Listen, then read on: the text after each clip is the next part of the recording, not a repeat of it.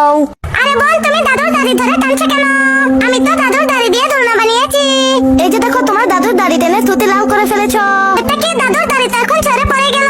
দাদু, আমি এখনই তোমার দাড়ি আবার লাগিয়ে দিচ্ছি। টাকা আর লাগাতে হবে না, এগুলো না থাকলে বেশি আরামদায়ক। মা সাবধান। মেঝেতে এত ডিম আসলো থেকে খুব পিচ্ছিল।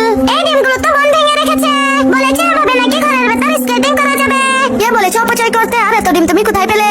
আমি জানি কোথায় পেয়েছে। বোন তো মুরগির খামার থেকে সব ডিম নিয়ে এসেছে, যেগুলো ছানা ফোটানোর জন্য দেওয়া হয়েছিল। বোন, তুমি মায়ের পেটের ভেতর ঢুকছো কেন?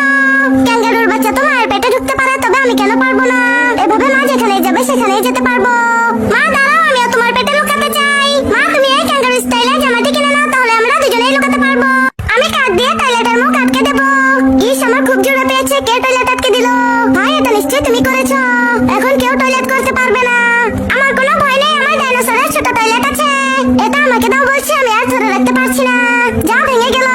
এখন কি করবো? আমারও খুব জোরে পেয়েছে। আরে ভাই, তুমি জাল পরে নিচ্ছ কেন?